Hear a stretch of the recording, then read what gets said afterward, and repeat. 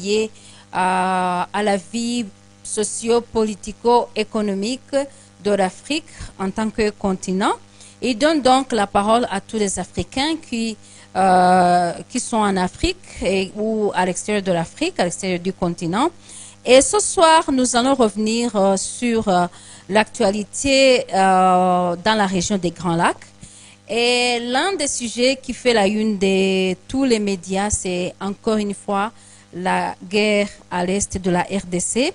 Et ce soir, on va encore une fois analyser la prise de Goma, de la ville de Goma et de Bukavu par le M23 et son impact sur la stabilité de la région. Comme vous le savez, vous avez pu suivre les médias qui montrent l'extension de la guerre de Goma vers Bukavu. Et récemment, la ville de Goma est tombée dans les mains de M23 en faisant fuir les militaires de la RDC et même d'autres rébellions et d'autres alliés du gouvernement congolais. Et actuellement, la ville de Bukavu, après la ville de Goma, est dans les mains de M23, laissant derrière beaucoup de déplacés de guerre, beaucoup de personnes sans abri, mais aussi de morts. Quand il y a la guerre, c'est sûr que il n'y a pas moyen d'éviter les morts. Il y a eu des morts jusqu'à présent. Alors, dans cette émission, nous allons analyser l'impact de cette guerre qui continue à prendre de l'ampleur depuis le Nord Kivu, qui va maintenant au Sud Kivu, et sur les citoyens, sur les voisins de la République démocratique du Congo, mais aussi sur la région en général, surtout la sécurité, la stabilité de la région. Je ne suis pas seule au studio, je suis avec les amis. Nous avons Rwaka Gaston, il est journaliste, il est analyste. Il suit de près l'actualité de la région. Bonsoir encore une fois dans cette émission. Oui, bonsoir Solange. Bonjour, bonsoir à tous les amis qui nous suivent en Afrique dans cette émission Leadership d'Impact. Merci beaucoup. Et je ne suis pas seule avec Gaston, je suis aussi avec M. Kanyana Kabare Bernard. Il est chercheur, c'est un ancien journaliste. Il est chercheur, il suit de près l'actualité de la région, mais aussi a déjà écrit il a déjà écrit des articles sur la région des Grands Lacs et surtout sur la paix. Il est activiste des droits humains. Bonsoir Bernard. Bonsoir madame. Encore une fois, bienvenue. Aux auditeurs. Oui, donc à nos téléspectateurs. Et nous avons aussi depuis Bukavu,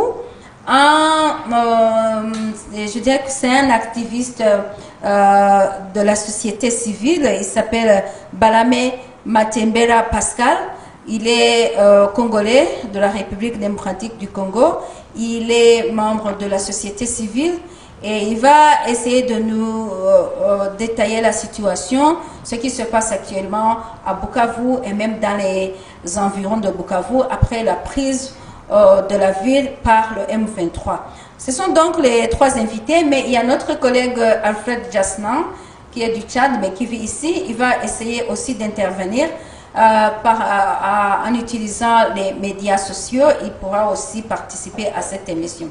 Voilà donc les invités que nous avons ce soir. Alors, j'aimerais poser la première question à Bernard. C'est un rapport justement avec la prise de la ville de Bukavu par le M23. Quelles sont les raisons qui continuent à pousser le M23 à continuer la guerre? Comme vous avez pu le suivre dans notre émission, nous avons parlé du dialogue qui était trop attendu et des résultats même qui étaient attendus de la réunion conjointe de la SADC et de la communauté East African Community de l'Afrique de l'Est et des recommandations qui sont sorties de cette réunion. Les gens espéraient que la guerre allait stopper. Pour vous, quelles sont les raisons qui poussent encore le M23 à continuer à occuper plus de territoire de la République démocratique du Congo? Merci pour la question. Et avant d'y répondre, il faudra d'abord cadrer cette guerre. Il y a un chercheur, M. Moumar Dieng, qui est doyen de l'université de l'African Leadership University à Kigali. Il a interviewé notre confrère, un grand écrivain sénégalais du nom de Boubacar Diop. Monsieur Boubacar Diop, lui, n'a pas hésité un instant à affirmer que tout ce qui se passe à l'est du Congo est au cœur, que le génocide des Tutsis de 1994 au Rwanda est au cœur de ce qui se passe à l'est du Congo. Ça veut dire, nous sommes en train de chercher à parler de l'impact de la guerre à l'est du Congo. Mais la guerre actuelle à l'est du Congo est déjà l'impact de ce que je viens de dire. Ça veut dire que nous sommes en train de tourner juste comme un fût vide qui fait beaucoup de bruit et qui descend de la colline vers la plaine. Il n'y est pas encore. Alors nous devons attendre que l'impact de cette guerre, en tout cas, atteigne le paroxysme inattendu. Parce que actuellement, je vais vous dire qu'on a pris la ville de Bukavu dernièrement, il n'y a pas encore une semaine, et moins de 2 jours après, on est arrivé à Kamanyola, et de Kamanyola, les FARDC avec les coalisés ont tiré une autre bombe sur le Rwanda, laquelle bombe a été interceptée par les systèmes de défense. Et depuis, les Wazalendo avec les FARDC sont allés s'entrer dedans, c'est-à-dire entrer dedans l'un avec l'autre, à Ouvira, de sorte que les Wazalendo ont tiré même sur le chauffeur d'un major et l'ont abattu. Et ils ont même saccagé la voiture, le véhicule qui transportait le major. Ça veut dire que quand, en Kinyarwanda on le dit, et même en Machi on dit que lorsqu'il y a trop de souris dans la maison, quand il n'y a plus rien à manger, les souris s'entremangent. C'est ce qui se passe. Et de l'autre côté du lac Tanganyika, dans la ville de Bujumbura actuellement, il n'y a pas 3 jours, la police a réquisitionné tous les étudiants étrangers, notamment congolais, Banyamulenge et non Banyamulenge. Tous, on les a alignés sous mes yeux sur les réseaux sociaux et on va les enrôler dans FARDC pour pouvoir combattre prochainement. Ça veut dire que la guerre n'est pas encore terminée, elle est encore en préparation. Et l'impact ne peut pas être épuisé actuellement, il faut attendre. Il faut attendre parce que je précise bien que la nourriture pour les souris dans la case là, c'est le Rwanda. On a tiré sur le Rwanda à partir de Gisenyi. On n'a pas osé tirer sur le Rwanda à partir de Goma. On a tiré sur le Rwanda à partir de Kamanyola. Et à partir de Kamanyola, on ne peut plus atteindre le Rwanda, alors on ne tire plus. Attendons. Ok, merci beaucoup. Et donc, il y a des raisons, selon vous, Gaston, qui poussent le M23 à continuer la guerre, ou vous pensez que le dialogue serait mieux que la guerre, qui d'ailleurs commence à prendre de l'ampleur, et la plupart des gens ont peur que cette guerre ne puisse même se généraliser dans la région. Je pense pour encore mieux comprendre ces conflits et l'ampleur de ces conflits, je peux par exemple évoquer la philosophie de l'ancien président sud-africain Thabo Mbeki, qui vraiment est parmi les leaders des anciens, qui comprennent au moins ce qui se passe à l'est de la République démocratique du Congo. Alors, Solange, vous évoquez l'aspect de la vitalité, l'accélération de prise de ville par le M23 sous la bénédiction de l'AFC ou de l'Alliance Fleuve Congo. C'est-à-dire, d'une part, le M23 est insatisfait. Au niveau de la diplomatie, ça cale. Il n'y a pas vraiment de dialogue parce que même le gouvernement de Kinshasa ne veut pas dialoguer avec le M23, soi-disant, qui sont des terroristes. Et là, ça se bloque. Mais c'était une recommandation de la récente réunion entre la SADC et la communauté d'Afrique de l'Est. Ils avaient recommandé un dialogue. Qu'est-ce qui a fait que jusqu'à présent le dialogue n'a pas pu être tenu? C'est ce que je suis en train d'expliquer. Parce que la guerre, c'est les derniers moyens. Toujours, parce qu'on ne va pas se battre en étant joyeux, en étant heureux. Donc le M23, c'est la seule façon de se faire comprendre encore avec le régime de Kinshasa, qui d'ailleurs ne veut pas dialoguer et qui, sur terrain, n'est pas prêt même à combattre. Donc le M23 n'a pas d'autre choix, parce qu'ils sont malmenés, ils ont beaucoup de leur famille qui sont réfugiés d'ici et là. Et quand le gouvernement congolais n'est pas prêt à les comprendre, donc ils n'ont pas un autre choix. Et c'est pour cela, aujourd'hui, on est en train de parler des Kamanyola, demain ça sera Uvira, et pourquoi pas continuer jusqu'à Kalemi.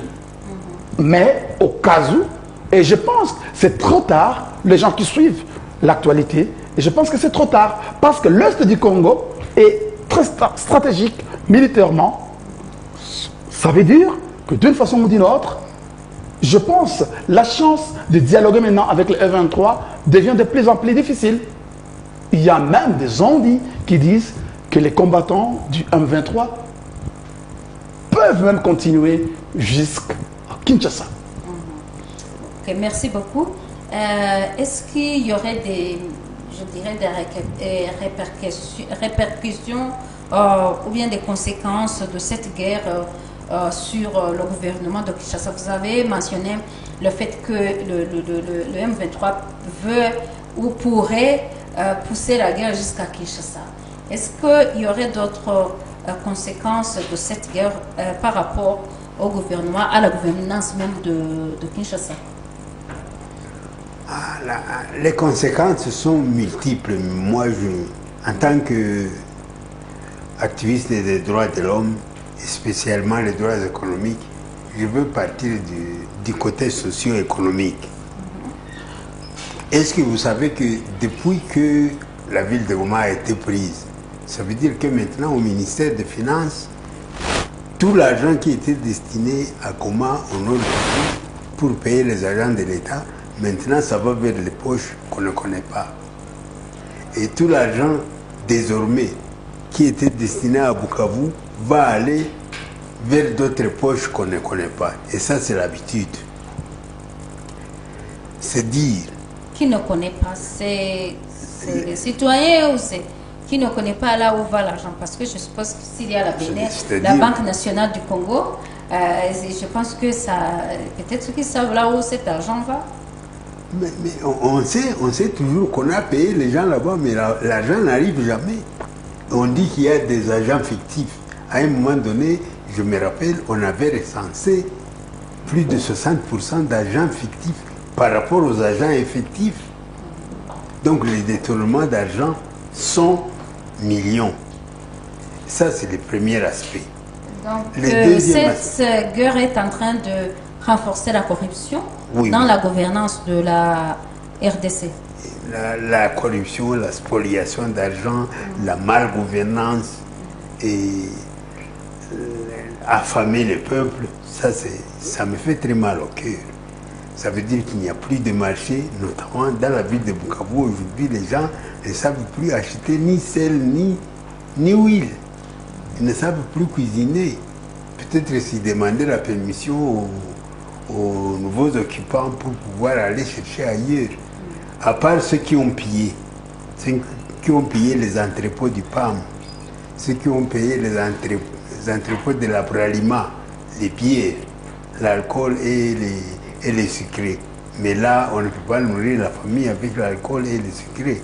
Et ceux qui ont pillé les magasins, ajoutons les fils des vieux militaires du camp Sayo, qui ont pillé d'abord le magasin d'armement du camp, après le départ de leur papa, et eux sont devenus maîtres de la ville alors que les M23 s'étaient retirés un peu.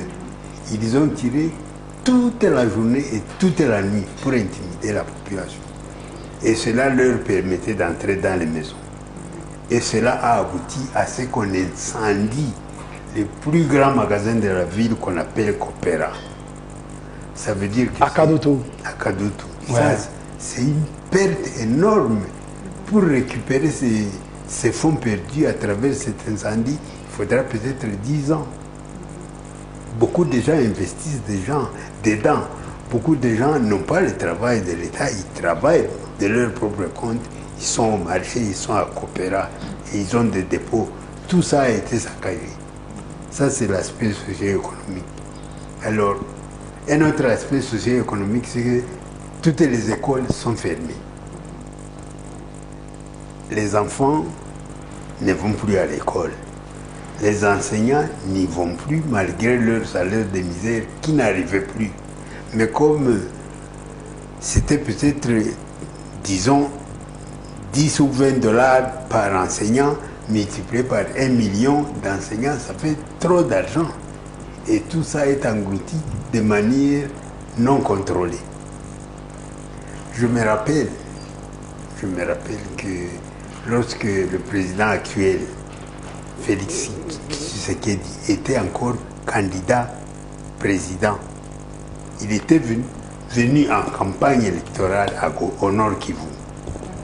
Et il a dit que pour gérer le pays, il faut d'abord payer l'enseignant, payer le médecin, payer les soldats, le vêtir, l'équiper, et donc toutes les merveilles du monde. Il a cité ça. Aujourd'hui, si on lui demande, je crois qu'il aura renversé la valeur. Mais il va dire qu'à cause de la guerre, il n'a pas pu faire ça.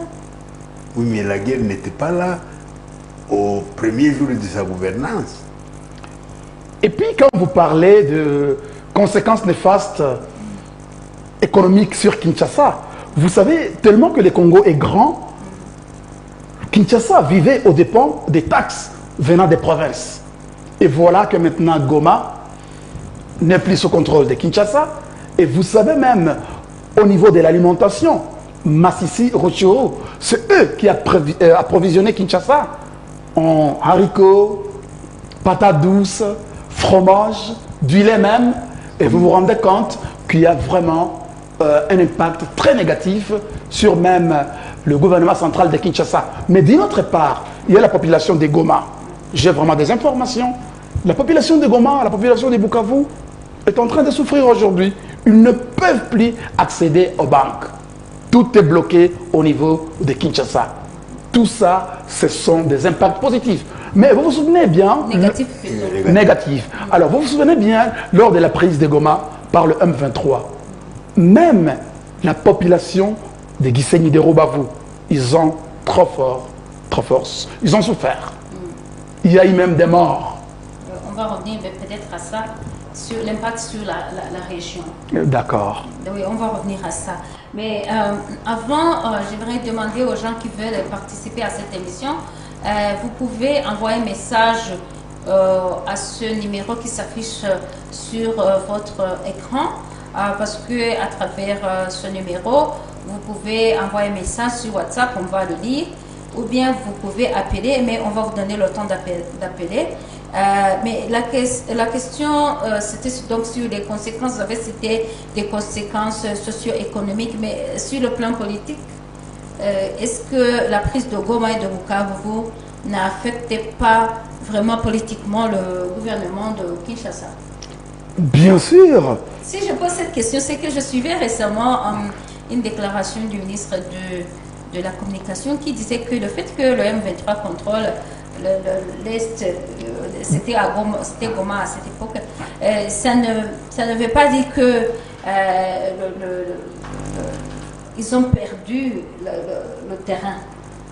Ouais. C'est ce qu'il disait, c'est ce qu'il disait. Ouais. Ça, c'est un langage purement politique, même politicienne.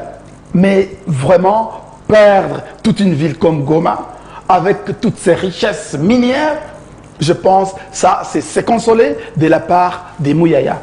Même la population locale des Goma, bien sûr, ils n'ont pas d'autre choix. Et c'est pour cela qu'ils ont accueilli l'AFC M23. Mais c'est déshonorant.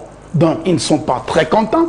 Il y a même, vraiment, essayons d'être réalistes, hein, il y a même cette psychose, il y a même le traumatisme. Parce que voir les autorités fuyant, délaissant la population, avec toutes... Bien sûr qu'ils vivaient dans le malheur, dans les galères, mais je vous assure, d'une façon ou d'une autre, je pense que même l'AFC aujourd'hui a un grand boulot de traiter psychologiquement la population qui a souffert suite à cette mauvaise leadership. Merci beaucoup Gaston, on va revenir au studio. Vous allez encore intervenir par rapport aux différentes questions qui des questions qui sont en rapport avec l'impact de cette guerre sur la région. Mais avant ça, j'aimerais demander à la technique de nous faire balancer les vidéos de M. Balamé Pascal, qui est de la société civile à Bukavu, afin qu'il puisse nous donner en long et en large, en détail, les conséquences de cette guerre sur les citoyens, sur la vie des peuples vivant à Bukavu. Monsieur Balamé, la technique s'il vous plaît. Bonjour madame la journaliste Solange. Moi c'est monsieur Balamé Matembera Pascal. Je vous appelle depuis Bukavu. S'agissant de l'arrivée du mouvement Alliance Fleuve Congo à Bukavu, c'était le 16 février 2025. Un certain dimanche, très tôt matin comme ça, ils sont arrivés ici. Nous étions déjà abandonnés par le gouvernement provincial du Sud Kivu. Toutes les autorités étaient déjà parties, je ne sais pas. On a dit que c'était à Ouvira et des choses comme ça. Ils sont allés là où ils voulaient partir, mais ils nous ont laissé entre les mains des petits enfants qui commençaient à tirer des balles partout, récupérer au Kansayo. À part cela, il y a aussi des prisonniers qui sont évadés dans leur prison, aux prisons centrales de Bukavu. Ces prisons ont commencé à donner des ordres, ils ont commencé à piller jusqu'à l'arrivée du mouvement Alliance Fleuve Congo un petit matin. C'est là où les choses sont devenues calmes. Ils ont maîtrisé tous les pierres. Ils ont aussi maîtrisé les enfants qui tiraient par-ci, par-là, qui nous avaient beaucoup insécurisés ce matin-là pendant 2 jours. Et maintenant, les mouvements Alliance Fleuve Congo M23 est là, à Bukavu. Ils sont partout dans la ville. Ils sont calmes, ils ne dérangent personne. Nous sillonnons comme on le faisait toujours. On est là. Comme moi ici, là où je suis à 3 km de chez moi. Je suis libre. C'est un peu ça. En tout cas, et pour nous, après avoir été abandonnés par les autorités provinciales, nous, on a trouvé que l'arrivée du mouvement Alliance Fleuve Congo, M23, il s'était venu pour nous sauver, nous, la population de la ville de Bukavu. En un mot, nous ne pouvons que dire cela. C'est constaté par tout le monde. Bon, c'est ça.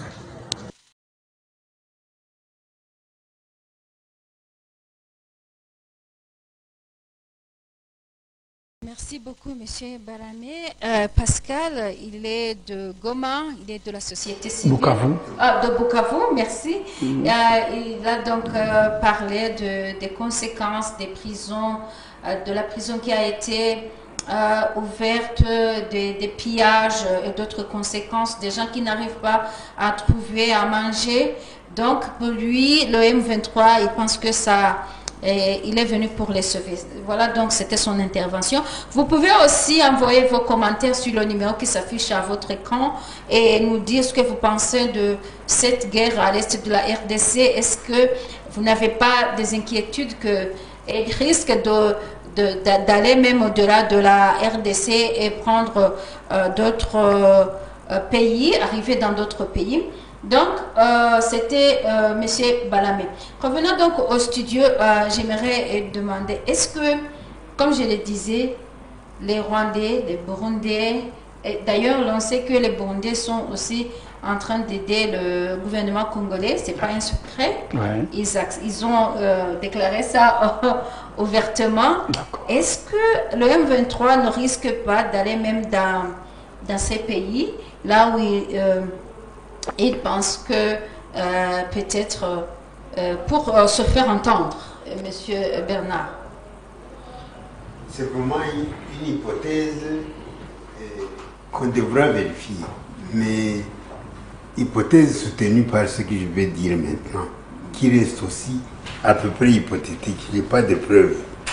Je sais qu'au sein du M23 actuellement, il y a un grand nombre de militaires burundais qui s'étaient rendus sur les champs de bataille et d'autres militaires burundais qui avaient été capturés. Ils sont avec les M23. Et ceux-là ne sont pas nécessairement virulents dans la guerre que mènent les M23. Mais je pense, et c'est même raisonnable, ils accompagnent ou ils accompagneraient le M23 jusqu'à Kamanyola. Et à Kamanyola, il y a la frontière entre le Rwanda et le Burundi et la frontière entre le Burundi et la RDC, notamment par la rivière Rusizi, mais qu'on peut traverser à pirogue ou même par la natation. Et je sais que même cette rivière était traversée depuis les années 70 par les Igniens et les vieux qui ne savaient pas nager. Ils traversaient avec des morceaux de troncs de bananier qu'on appelle mitumba. On utilisait ça comme des petites pirogues. Ceux-là peuvent entrer chez eux pour se venger contre leur président qui les envoie mourir. Il les envoie mourir pourquoi? Il a toujours dit que c'est pour aider le Congo à se défaire de l'ennemi étranger. Alors qu'il est conscient, il l'a dit dernièrement à Kirundo, devant la télévision du monde, devant les télévisions du monde et les réseaux sociaux. Il a bien dit que maintenant il est prêt à combattre avec le Rwanda parce qu'il sait que le Rwanda va l'attaquer. C'est un problème de conscience. Et cette traumatisation de la population burundaise qui attend être combattue par le Rwanda, qui pourrait ne pas arriver, et qui attend aussi récupérer ces soldats qui reviennent du Congo et qui ne sont plus payés par le président Tshisekedi. Parce que depuis un temps, j'ai appris que le président Ndayishimiye du Burundi avait envoyé ou son premier ministre ou son chef d'état-major à Kinshasa pour demander les soldes de l'argent pour lequel on avait signé. Alors à Kinshasa, on lui répondra, lorsque nous avions signé, nous n'avions pas dit que vous percevriez votre solde après la prise de Goma. Vous devriez défendre la ville.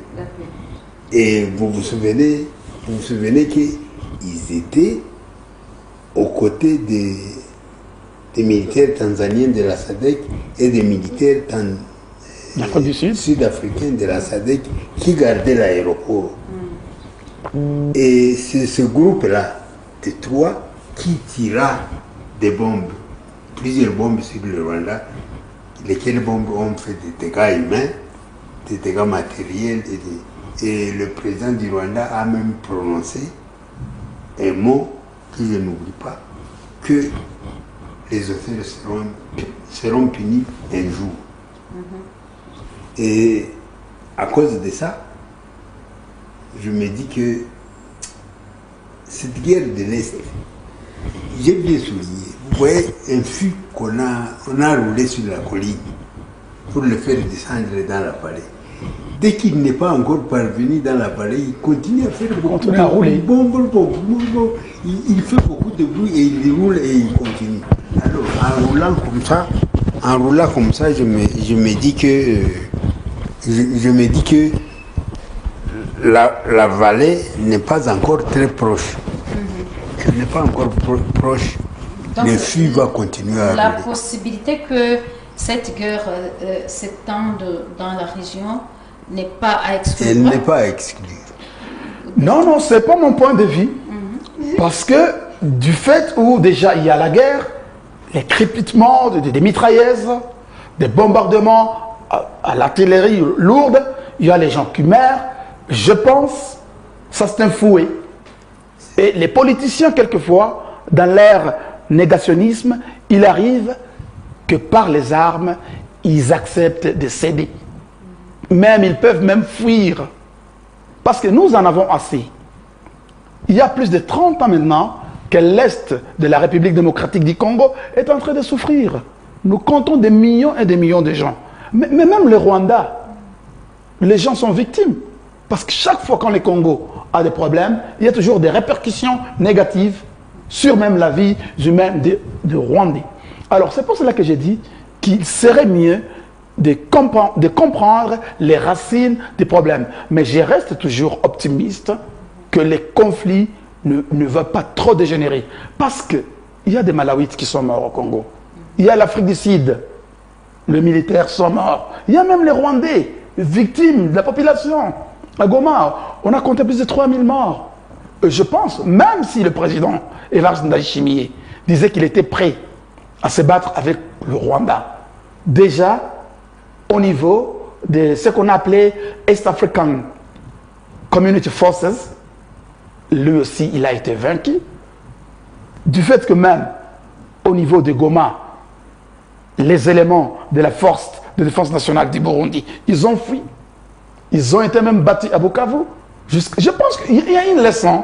On n'a plus besoin aujourd'hui que cette crise dépasse les limites. Je pense quand même qu'il y a une leçon à retenir. Donc pour toi, cette guerre pourrait être, je dirais, comme une arme pour pousser les deux parties à dialoguer plutôt qu'à continuer à se faire la guerre. Je pense, aux yeux de tout le monde, mais quand nous parlons de la région, c'est comme si nous nous arrêtons au niveau de la région des Grands Lacs. Mais les Sud-Africains, ils ont enterré leurs militaires. Ça c'est déjà au-delà de la région. Vous vous rendez compte? En venant de Johannesburg. A créé des tensions, cela aussi a créé des tensions entre comment le Rwanda même et la communauté internationale. Et l'Afrique du Sud. Bien sûr, même la communauté internationale, elle est saisie aujourd'hui. L'East African Community, SADC, l'African Union, l'Union africaine. Donc, je pense que ces conflits, à mon point de vue, est déjà au sommet.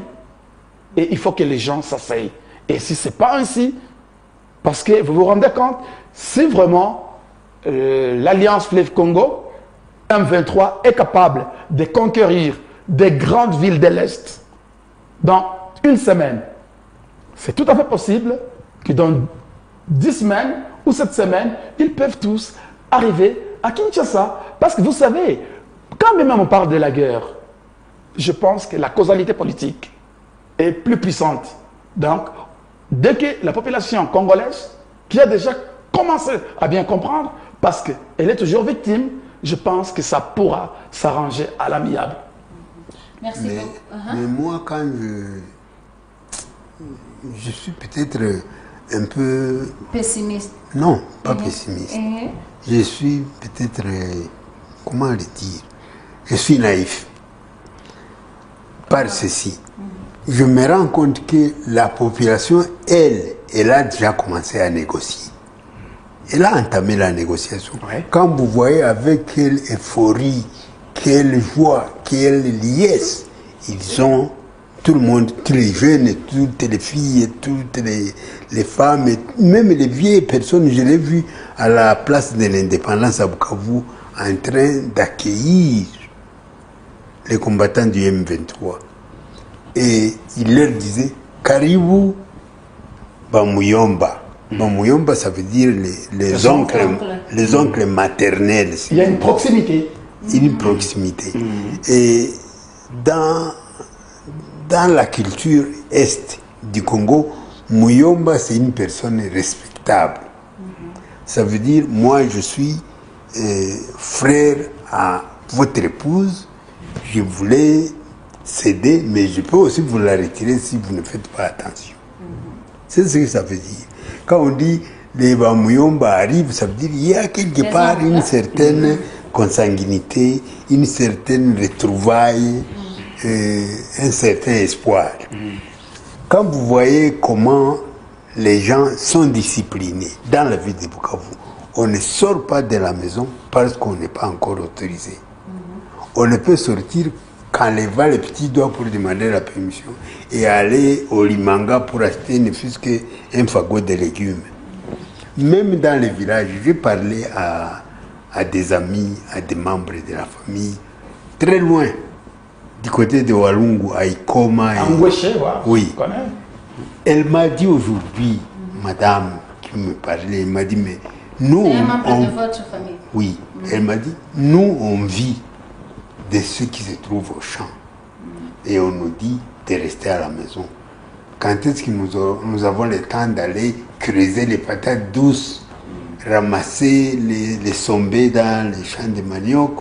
Quand est-ce qu'on a le temps d'aller chercher une banane dans la bananerie alors qu'on n'est pas autorisé? Moi, j'ai dit, mais est-ce que seulement si vous voyez les gens passer là-bas, les occupants ou les conquérants, s'ils passent là-bas, ils peuvent vous autoriser.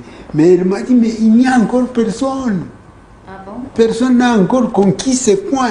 Nous, on obéit sur simple injonction. Donc, la population, elle est prête à... Elle a déjà négocié tacitement.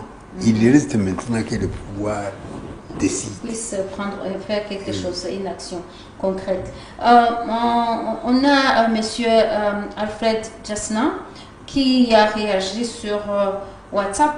Il a dit Félix Tshisekedi gère mal le conflit à l'Est. Je lis le message de Alfred.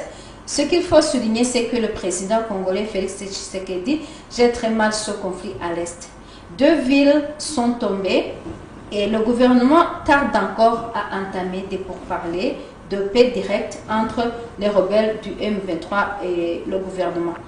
Il a dit que Félix Tshisekedi fait défiler des émissaires à travers les capitales africaines mercenaires pour sa guerre contre le M23. Alors, on se demande que faire. Que fait-il avec ces 110 millions de Congolais? Donc, il dit qu'il est en train de chercher des mercenaires au lieu de penser ce qu'il faut faire avec sa population. Ne peut-il pas lui-même faire renaître une forte armée pour protéger les Congolais? C'est la question qui se pose. Dans cette quête, le régime de N'Djamena a également reçu la visite de son émissaire. Jusqu'où ira le régime de Kinshasa s'il continue de refuser la paix avec les rebelles? Ça, c'est M. Alfred Jasna, c'est notre collègue qui intervient souvent dans cette émission. Voilà, donc c'est son point de vue. Vous pouvez aussi envoyer vos questions, vos commentaires sur le numéro WhatsApp qui apparaît sur votre écran. Vous pouvez aussi appeler à cette émission sur le même numéro pour réagir par rapport au thème d'aujourd'hui qui est de voir l'impact de cette guerre à l'est du Congo sur la région. Alors, parlons donc de la région. Est-ce qu'il y a peut-être la communauté internationale peut faire encore quelque chose? Vous avez parlé de l'influence de l'Afrique de l'Est, de SADC. Vous avez suivi les recommandations de la récente réunion. Est-ce qu'on peut espérer que la communauté internationale peut faire quelque chose? Non, non. Je pense que je suis mieux situé pour bien expliquer cette question. Vous veniez, vous et M. Bernard, d'évoquer combien de fois la population de l'Est du Congo est victime. Et la population a bel et bien compris ces problèmes. Je pense que le destin d'un peuple est toujours entre les mains de ce peuple. Alors, 30 ans déjà, sur le calvaire, la population de l'Est est toujours victime, et puis ils connaissent, la population locale, connaissent tous les problèmes. Je pense que le gouvernement de Kinshasa, seul, ignore les problèmes, ces problèmes de l'Est. Est-ce qu'ils ignorent Oui. réellement ou bien ils font semblant d'ignorer? Non, non, ils ignorent à cause de leur intérêt. Ils n'ont pas pitié même à la population. Vous avez ce linge dans la vie. Chaque fois quand tu as des problèmes et que tu veux jeter les sorts aux autres, là, c'est la désolance, c'est vraiment l'irresponsabilité. Et c'est pour cela que je dis, quand bien même la population acclame le M23, ils savent quelque chose. Le M23 ne va pas leur piller, il ne va pas leur tuer, mais dans un autre langage politique, quand par exemple le gouvernement de Kinshasa est en train de s'exprimer, il montre que tous les problèmes de l'Est viennent du Rwanda. Et ça, c'est vraiment les responsabilités. Notre confrère du Tchad, il venait de dire, mais pourquoi? Mais il y a des gens qui se demandent pourquoi Tshisekedi ne veut pas former une armée. C'est question de conscience. Donc le Messie, il n'est pas là. Il est dans le business. Et c'est ça que la population de l'Est a bel et bien compris. Par exemple, la ville de Bukavu. Les militaires ont lâché la ville sans même se battre. Alors, au niveau de la politique, car rien ne va, je vous assure, la diplomatie est efficace, elle ne parle pas. Vous ne pouvez pas non plus construire l'avenir d'un pays merveilleux. La population de Bukavu a toujours été paisible. Vous ne me croirez peut-être pas très vite si je vous dis que le fait que les militaires sont sortis de la ville de Bukavu sans se battre, cela n'est pas venu d'eux-mêmes. C'est venu de Monseigneur l'archevêque de Bukavu, Maroyi Sengo Alphonse, qui a invité la société civile, certainement avec Bahram qui vient d'intervenir ici, il était dedans. Et alors on a dit, mais nous nous sommes rendus compte que la ville de Goma a été prise. Et après la prise de Goma, c'est jusqu'à Nyabibwe. De Nyabibwe, on a avancé jusqu'à Calais. De Calais jusqu'à Kabamba. De Kabamba à Katana. De Katana, en une journée cette fois-là, de Kabamba à Kavumu et de Kavumu à Bukavu. On a dit donc nos armées, notre armée va tirer juste pour intimider les nouveaux venus, mais elle n'est pas capable de nous défendre, de tenir. Nous, on va subir les contre-coups, il y aura un bain de sang inutile. Demandons à ces gens de s'en aller parce que ceux qui viennent ne sont pas contre la population. Ils sont libérateurs. Ça, c'est même ce qui a fait que je dise tantôt que la population de l'Est, notamment au Sud Kivu, a déjà entamé le dialogue avec les M23 d'une manière tacite. On leur dit Caribou, soyez les bienvenus, vous venez nous sauver. Ça veut dire quoi? Est-ce que ce n'est pas comme cette culture des Africains qui disent une chose alors que ce n'est pas ce qu'ils croient? Souvent, je vois dans des recherches, là où des chercheurs disent que pour les Africains, on est toujours sûr de rien. Est-ce que peut-être ce Caribou n'est pas ironique? Voilà, merci. Bien sûr, c'est ça que j'ai dit, c'est un manque à gagner. Quand on n'a pas confiance à son gouvernement, à son armée, on n'a rien à foutre. Donc, on a un esprit de bassesse et on est obligé à recevoir celui qui est là. Mais il connaît, c'est ça que j'ai dit, la population. Ce n'est pas pour la première fois. Vous savez, M. Bernard, en 1964, 1967, à Bukavu, il y a toujours eu des guerres. Avec Moulele, Jean Sikram. Donc, Bien que la population de Bukavu est paisible, mais c'est une population qui a aussi souffert des guerres. Ils savent toujours comment se prendre. Mais les Africains aussi, il ne faut pas trop les accuser. Entre deux mots, il faut être intelligent et très intelligent pour choisir le moindre. Entre les FARDC qui martyrisaient la population alors qu'ils étaient supposés la protéger et la défendre, et les nouveaux venus qui, selon ce qu'on apprend depuis Goma, est en train de protéger la population, en train de refuser qu'il y ait des pillages, qu'est-ce qu'on choisit? On choisit les nouveaux venus. Alors, quitte aux nouveaux venus de gérer la société, notamment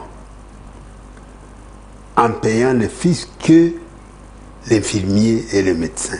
D'abord, payer l'enseignant, payer les militaires, payer les policiers et progressivement construire le pays. Il n'y a que ça. Et ce n'est pas le Congo qui manque de ressources. Est-ce que vous ne le dites pas parce que vous êtes du côté du Rwanda?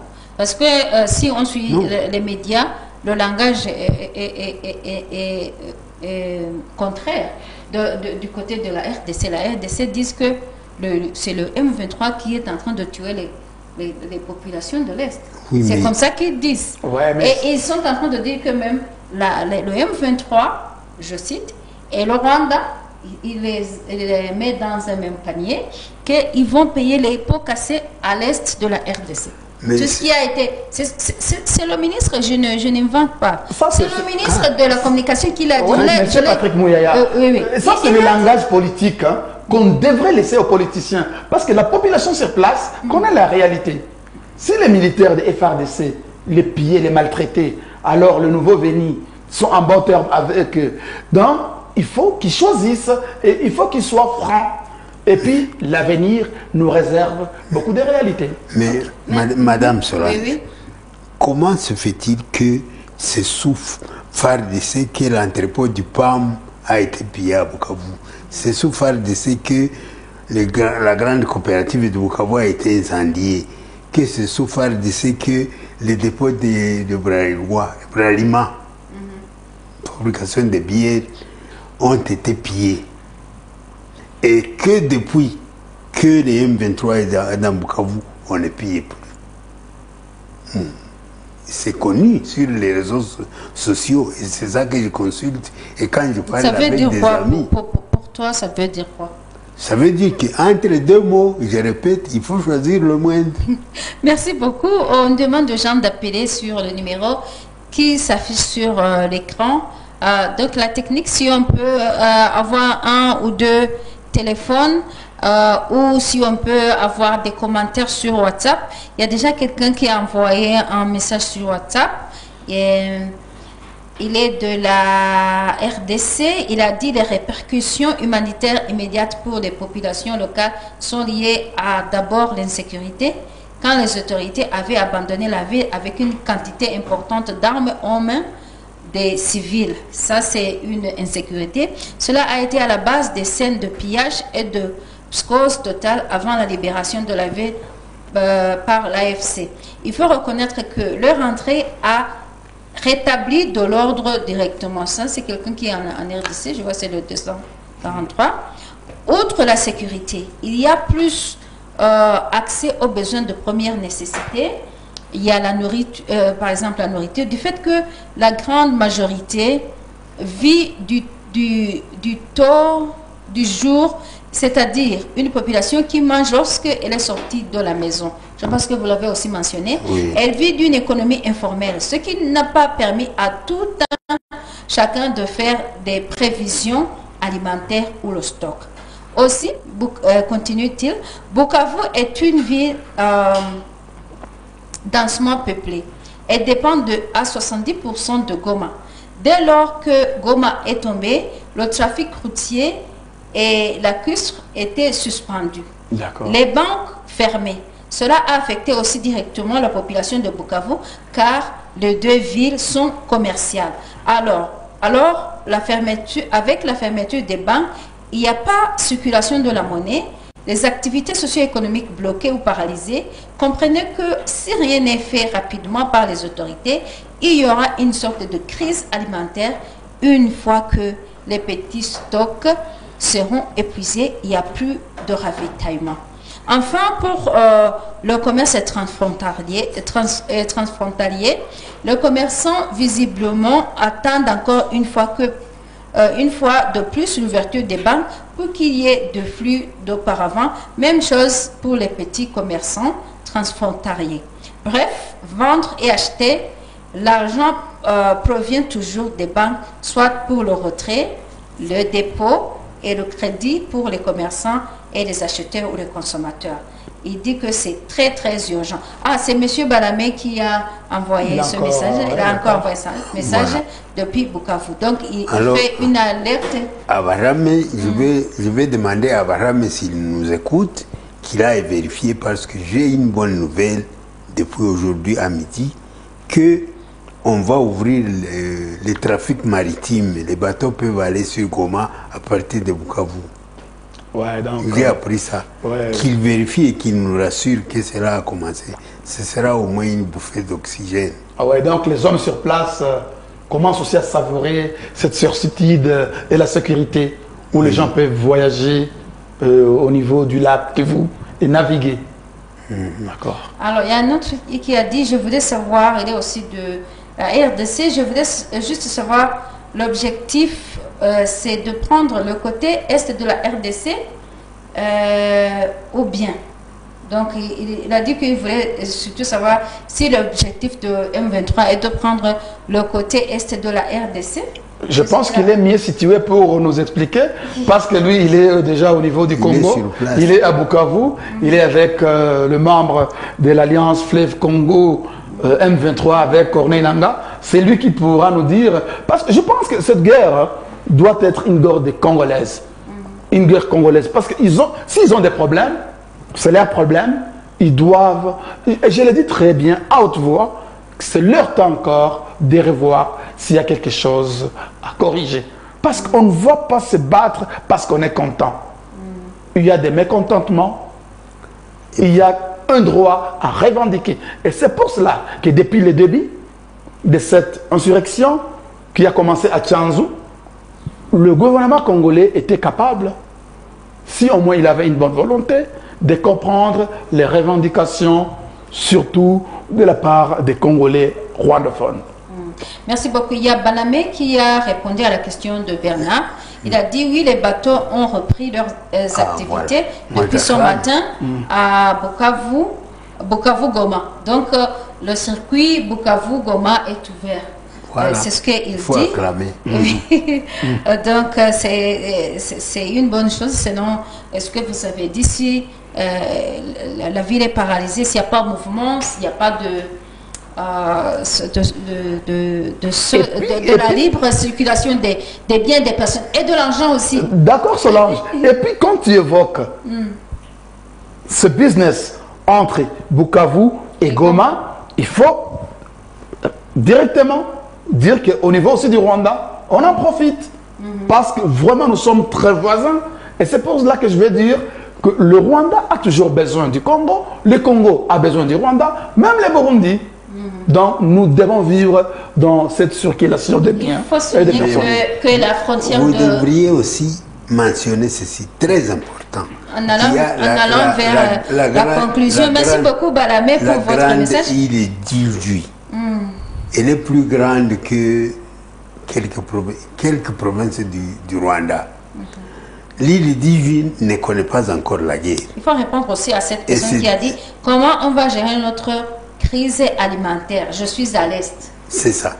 L'île d'Idjui pourrait servir de plaque tournante alimentaire entre Goma et Bukavu grâce à ces bateaux. Parce qu'il y a deux ports. Le port Aïe du Nord, Aïe du Sud et le port Aïe du Nord. On peut approvisionner, on peut faire circuler la nourriture, les marchandises. Et surtout qu'Aïe du Nord est vraiment tout près de Goma. On produit beaucoup d'ananas. Beaucoup d'ananas, beaucoup de maïs, beaucoup de manioc. Excusez-moi, je lis aussi son message. excusez Papa Bernard, pour trouver la sécurité ici à Goma, c'est quelqu'un qui est à Goma, il faut faire couvre-feu et ramasser tous les armes qui se trouvent dans les mains de Zalendo et de FRDC. C'est ce qu'il a dit. Et je pense que ça encore, c'est une erreur. C'est une erreur monumentale de la part du gouvernement. Prendre les armes et les distribuer comme de haricots parmi la population. Je pense que le général Biamungu, qui est chargé des opérations au niveau du M23, a bel et bien réveillé la conscience de la population de Bukavu, là où il les a dit, mais un président qui vous distribue des armes, il ne vous aime pas. Alors ça aussi, c'est une grande erreur. Et vous vous souvenez très bien, l'expérience que nous avons au Rwanda aujourd'hui, c'est quand on est en train de conclure. Oui, c'est quand le gouvernement avait distribué des armes à la population. Parce que un habitant, une population simple, ils ne peuvent pas savoir comment manipuler les armes. Ce ne sont pas des bons cadeaux à donner à la population. Et puis, il faut que Bahram nous rassure il a envoyé un autre message. Les colonnes de Panzi ont été suffisamment neutralisées parce qu'il paraît qu'on en a même tué une dizaine, mais d'autres sont encore dans la population. Ils ont ouvert l'entrepôt d'armement, s'il vous plaît. Ils ont pris les armes avec les munitions. Ils ont tiré dans la ville pendant 2 jours. Ça, c'est un gaspillage. Une responsabilité. On reviendra à ça la prochaine fois. Mais Balamé nous a aussi envoyé un message en disant qu'il y a un communiqué qui a été publié que les élèves reprennent le chemin de l'école le 24 février. C'est donc à Bukavu. Dans la ville de Bukavu. Oui, dans la ville de Bukavu. Voilà, voilà donc, un autre point à acclamer. C'est après la prise de Bukavu par le M23. Les enfants vont donc retourner à l'école le 24 février selon le communiqué. Il nous a envoyé ça. J'aurais aimé vous le montrer, mais le temps n'est pas en ma faveur. Alors, en concluant, est-ce qu'il n'y a pas vraiment aucune solution diplomatique ne peut pas être envisagée? Solange, c'est ce que je t'ai dit. Quand il n'y a pas de solution diplomatique, j'ai du mal à y croire. Écoute, il y a toujours la deuxième alternative. Laisse-moi poser la question autrement. Qu'est-ce qu'il faut faire pour que la solution diplomatique soit plus privilégiée que la guerre? Pour qu'on ne dise pas, on va avoir la guerre à Bujumbura, on va avoir la guerre à Kigali, on va avoir la guerre à Kinshasa. Qu'est-ce qu'il faut faire? C'est très simple. Ça c'est très simple. C'est question de moralité, c'est question de conscience et de ce qu'on appelle positive political will, une bonne volonté politique. Aussi longtemps que les leaders, aussi longtemps que les présidents de la région ne s'assoient pas avec une bonne volonté, en ayant pitié à la fameuse population qui en souffre, rien ne pourra être possible. Donc, c'est seule la volonté qui pourra nous amener à s'asseoir ensemble et en dialoguant en langue africaine. Bernard, de mon côté, pousser cette volonté politique, cette le fût est toujours en descente sur la colline. Il n'est pas encore arrivé au bas fond.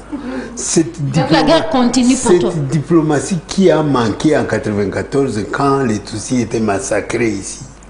Cette diplomatie qui manqua à la frontière lorsque la France, avec la turquoise, fit partir les génocidaires au Zaïre.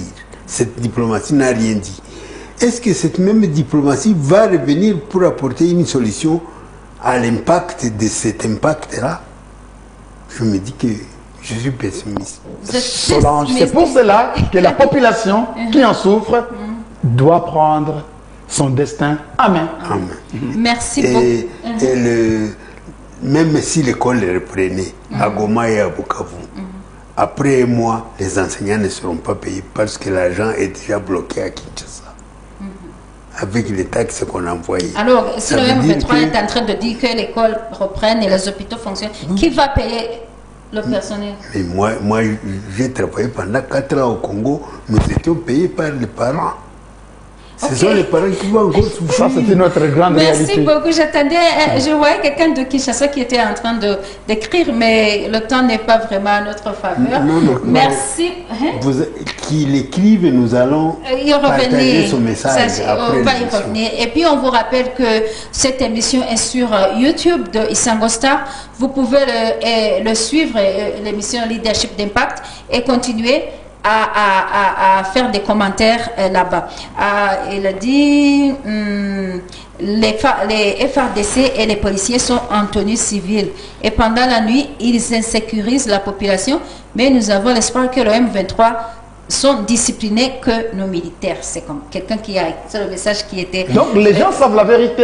On va les ramasser petit à petit. Merci beaucoup Gaston Rwaka de votre participation. Merci également Solange Anoné. C'est un plaisir de vous avoir dans cette émission. Merci beaucoup Monsieur Bernard. C'est moi qui vous remercie. Papa Bernard de votre... Vous m'avez encore une fois de plus permis de parler de mon cher Congo. De votre cher Congo. Merci beaucoup à M. Valame, Pascal qui est de Bukavu. Merci à nos amis qui nous ont envoyé les...